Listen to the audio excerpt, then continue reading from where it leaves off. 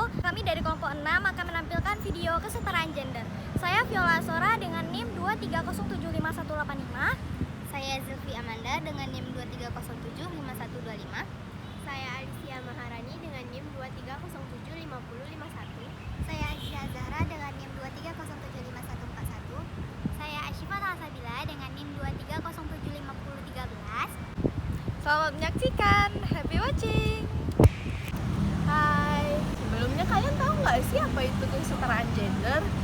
Kalau kalian nggak tahu, biar aku kasih tahu ya. Kesetaraan gender adalah kondisi di mana antara laki-laki dan perempuan memiliki kedudukan dan kewajiban yang sama. Contohnya yaitu di dalam lingkungan keluarga, yang mana lelaki dan perempuan memiliki kewajiban yang sama dan merata dalam mengurus pekerjaan rumah tangga yang tidak hanya membebankan perempuan saja, tetapi laki-laki juga bisa membantu dan pembagiannya juga bisa merata. Sebagai contoh kasusnya, kalian bisa melihat video berikutnya.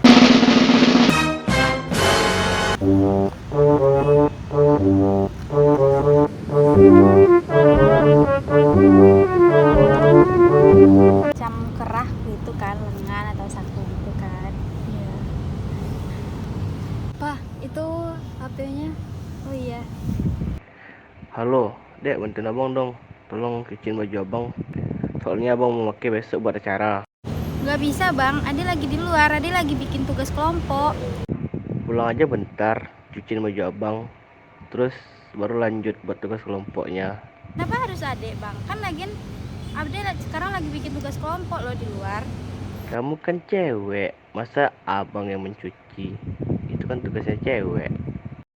Abang lagi di rumah loh.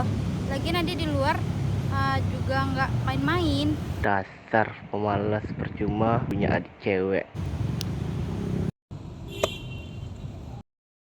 Kenapa pak? Itu abang aku, bete kali aku nengoknya. Soalnya dia nyuruh aku nyuciin baju dia, padahal dia lagi di rumah. Kenapa harus kita yang ngerjain? Padahal dia bisa ngerjainnya sendiri. Kenapa semua pekerjaan di rumah itu harus kita sebagai cewek yang ngerjain? Padahal dia juga bisa, dia juga punya tangan, punya kaki, bisa ngerjainnya semua. Kenapa harus cewek? Kenapa harus dibedain antara cewek sama cowok gitu? Kesel kali aku. Ya nggak sih, abangku juga kayak gitu di rumah. Kalau kita nggak ngerjain apa yang dia perintahkan, nanti dia marah kan. Kamu gimana? Ya aku juga, soalnya aku kan nyapu di rumah tuh kan, udah bersih semua, piring udah dicuci.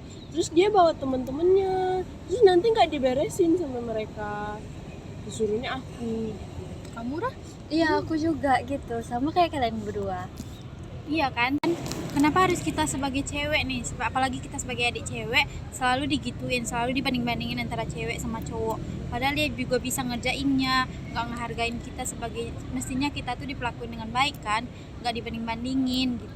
Ya kan nggak enak kalau kayak gitu terus, apalagi kita cewek kan semuanya punya kesibukan masing-masing. Kan abang kita bisa kan ngerjainnya walaupun kita nggak ada.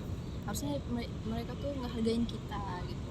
Iya kan? Pokoknya kesel kali, apalagi orang tua kita tuh kayak ngedukung perlakuan abang kayak gitu.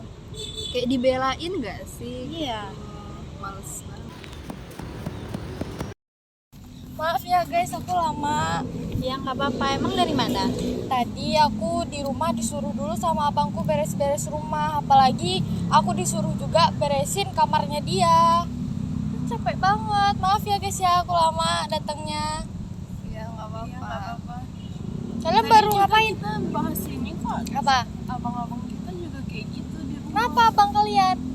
Masa Cipa lagi kerja kelompok nih, Cipa di sini, masa disuruh pulang terus disuruh cuciin baju? Tuh kan, kenapa sih harus kita cewek yang harus ngerjain itu semua? Kayak emang cowok nggak boleh ngelakuin itu juga? Kenapa harus kita aja cewek yang ngelakuin itu? Ya nggak sih? Menurut kalian gimana? Nggak apa ya, nggak adil gitu kan, masa apa-apa kita. Kan kita juga punya kesibukan juga. Iya kan? Yaudahlah, kita lupain aja, kita lanjut aja sama tugasnya. Iya. Ini udah sampai sini.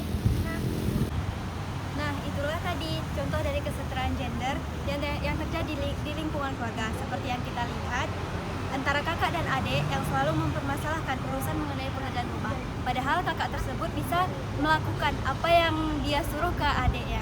Dari video tersebut dapat kita simpulkan dampak negatif dari seorang kakak yang selalu menyuruh adik perempuannya untuk melakukan hal tersebut. Si adik akan mendapat tekanan mental dari kakak karena si kakak tidak dapat menghargai kebebasan dari si adik. Sehingga teman-teman, kita harus selalu menghargai kesetaraan gender agar orang-orang di sekitar kita dapat hidup dengan nyaman.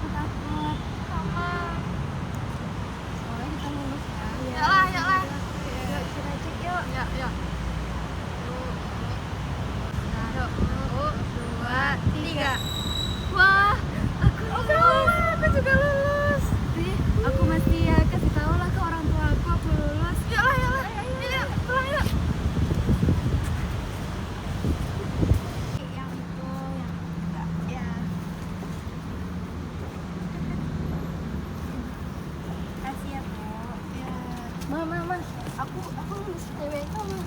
Hah? Kamu lulus? Iya, Ngapain kamu kuliah? kan mau iniin masa depan aku. Selamat ya. Makasih Tante. Kan kamu ujung-ujungnya mau ini juga, di dapur juga, jadi ibu rumah tangga juga loh. Tinggi-tinggi sekolahnya. Gak boleh gitu loh Bu, sebenarnya bagus kalau anaknya kuliah, karena nggak semuanya bakal akhirnya jadi ibu rumah tangga.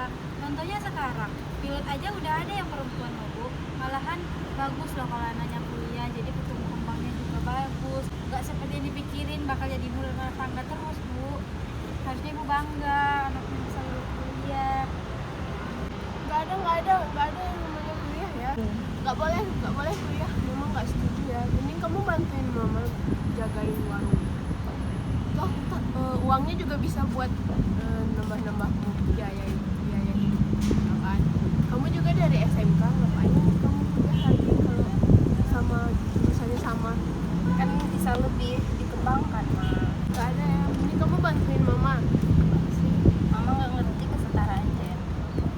Ya Bu, maksudnya ibu dukung anaknya buat tumbuh kembang dia juga bisa ningkatin penghasilan nantinya Bu, karena nggak semuanya orang yang habis kuliah ini gagal.